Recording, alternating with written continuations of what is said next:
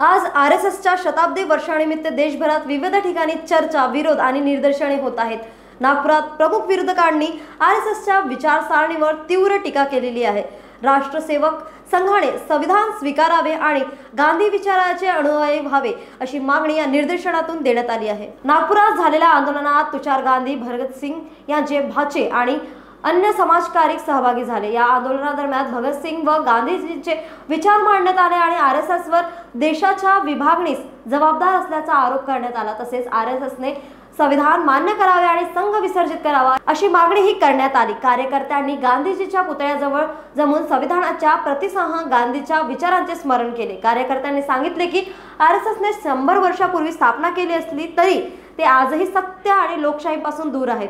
गांधी आणि भगतसिंग यांच्या विचारणीच देशातील लोकशाही टिकून राहतील असा संदेश देण्यात आला. नक्की आपण बघितलं तसाही चंद्रपूर जिल्हा हा काँग्रेसच्या हातातच अनेक वर्ष होता. मध्यंतरी हंसराज अहिर 20 वर्ष खासदार होते. तो जर का भाग सोडला तर नेहमी काँग्रेस विचाराचाच हा चंद्रपूर जिल्हा राहिला. काँग्रेसचं विशेष प्रस्थ चंद्रपूर जिल्ह्यात आणि ग्रामीण भागातही होतं.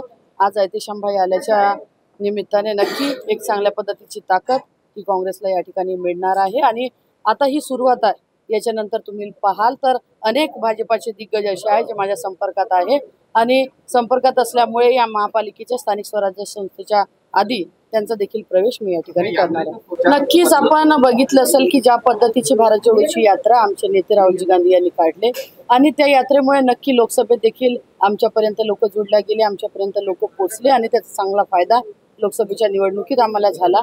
आणि आता देखील आदरणीय हर्षवर्धन दादाच्या नेतृत्वात ते देखील यात्रा काढत आहे आणि जिल्ह्यात आम्ही देखील यात्रा काढून प्रत्येक तालुका स्पेसला आम्ही देखील शेतकऱ्यांच्या बाजूने खंबीरपणे उभे आहोत.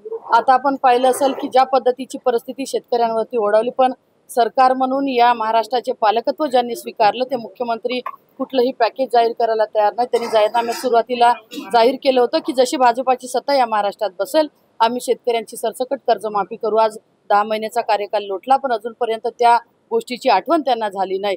किमान शेतकऱ्यांची कर्जमाफी केली, त्यांचे सातबारे कोरे झाले आणि जो भाग आता दुष्काळग्रस्त झाला आहे, पिकाचं मोठ्या प्रमाणे नुकसान झालं आहे, त्याला काही ना काही पॅकेज हे प्रत्येक जिल्ह्याला त्यांनी जाहीर करायला पाहिजे. पण अजूनपर्यंत कुठलंही पॅकेज हे शेतकऱ्यांसाठी जाहीर केलेलं नाही. नक्कीच ऐतिशांभैया हे काँग्रेसचेच होते. काँग्रेस विचाराचा मोठा पगडा त्यांच्यावरती होता आणि याच्यानंतरही आपण पाहाल की जशी 29ची देखील लोकसभा विधानसभेच्या निवडणुका येईल, जे जे पक्ष सोडून गेले ते सगळे घर वापसी. मला आज माझ्या घरी परत येताना फार आनंद झाला. वास्तविक जरी मी पक्ष सोडून आदरणीय संजयबाबू देवतळे स्वर्गीय यांच्या प्रेमापोटी भाजपमध्ये गेलो होतो, पण त्या ठिकाणी विचाराच्या लढाईमध्ये माझं मन लागत नव्हतं. कारण एक लहानपणापासून एक क्रांतिकारी विचार माझ्या मनात आहे की या देशामधील प्रत्येक समाज, प्रत्येक जात, प्रत्येक धर्म यांचा आदर झाला पाहिजे आणि आपण आपल्या देशात सर्व बंधू भगिनी म्हणून काम केलं पाहिजे.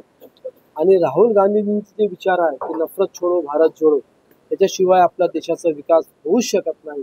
जेव्हापर्यंत आपण आपसात नफरत सोडणार नाही तेव्हापर्यंत आपल्या देशाची प्रगती होणार नाही.